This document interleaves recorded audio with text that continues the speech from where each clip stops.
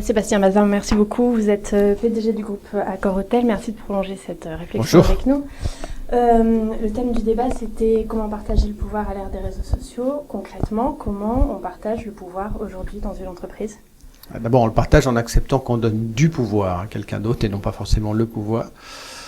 Là, on le partage en fait en voulant bien écouter ce que les uns et les autres ont à vous dire, mais ça suffit pas de les écouter. Il faut, une fois qu'on les a écoutés, donc entendus, il faut leur donner de l'oxygène, des marges de manœuvre pour que, si c'était leur idée, qu'ils soient en capacité d'exécuter et qu'ils n'aient pas à ce que cette idée, ils en soient dépossédés, qu'elle soit remontée par quelqu'un d'autre. Et donc là, on crée frustration, amertume. Donc ça s'appelle de l'intelligence collective.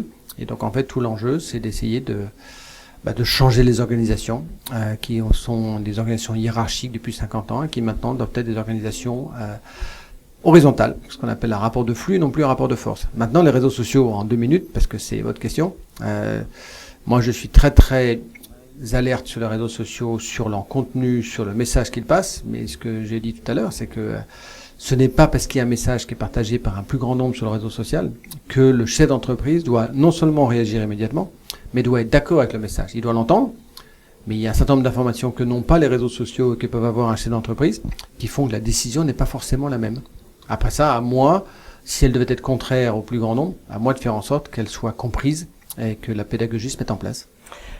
Oui, parce que je pense que c'est assez difficile de partager le pouvoir et quand on veut trop le partager, on a tendance à, je pense, trop diluer l'information et à recevoir trop d'informations en retour. Comment on fait le tri ? Comment on arrive à partager le pouvoir de façon intelligente ? Oui, de partager le pouvoir. Moi, ça m'inquiète pas de partager le pouvoir. Donc, la seule chose, c'est de savoir si on partage la décision. La décision, elle est entre les mains d'un petit nombre parce qu'il faut l'assumer, cette décision.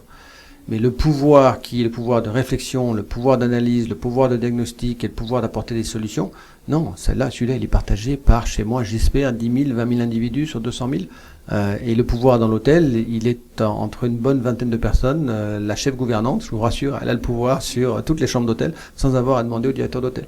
Donc, en fait, c'est une question sur quel sujet, quels sont les sujets importants sur lesquels le pouvoir ne veut pas être dilué, parce qu'ils engagent un certain nombre de partenaires sociaux, de contrats de travail, et donc ils engagent des gens, et on n'a pas le droit de prendre des décisions à la légère.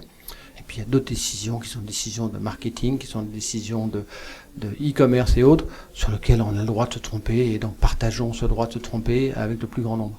Mais la responsabilité est toujours portée par le dirigeant et pas par la base de l'entreprise ? Alors, la responsabilité de la décision, bonne ou mauvaise, c'est le dirigeant qui l'a, et il doit l'assumer. Maintenant, il doit assumer la décision de quelqu'un d'autre. Donc, si j'ai donné le pouvoir à un plus grand nombre, s'ils se trompent dans l'exercice de leur pouvoir, c'est de mon fait. Mais je l'assume, parce qu'il y a plein de décisions que j'ai pas envie de prendre, parce que je ne sais pas les prendre. Donc voilà, ultimement, c'est moi le responsable. Maintenant, il y a, j'espère, 90% des décisions dans ce groupe qui sont prises sans moi. Les dangers, à terme, qu'est-ce que ça peut être ? Ou en tout cas... Les dangers à terme, les petits chefs. Que tout d'un coup, les gens à qui on donne du pouvoir, on veut en faire un instrument d'enjeux politiques, de statut social, de rapport de force. Donc il faut qu'ils soient disséminés, certes. Il faut aussi que ceux qui vont en avoir l'exercice soient des gens qui ont les mêmes valeurs que sont les miennes. Donc de pas se renier, d'éthique, de probité et puis un peu d'humilité quand même.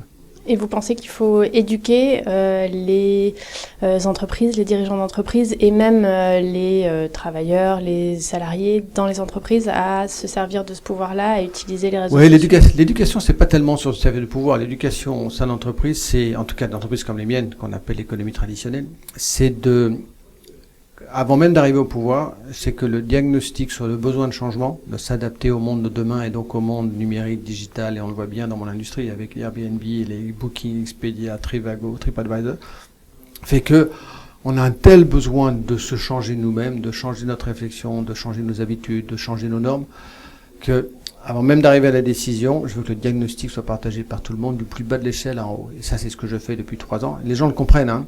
Après, certains d'entre eux, dans ce changement, ont envie de prendre du pouvoir, et d'autres ont envie d'accompagner la décision, mais pas prendre le pouvoir. Mais voilà, il y a une étape avant la deuxième. Très bien, merci beaucoup. Merci.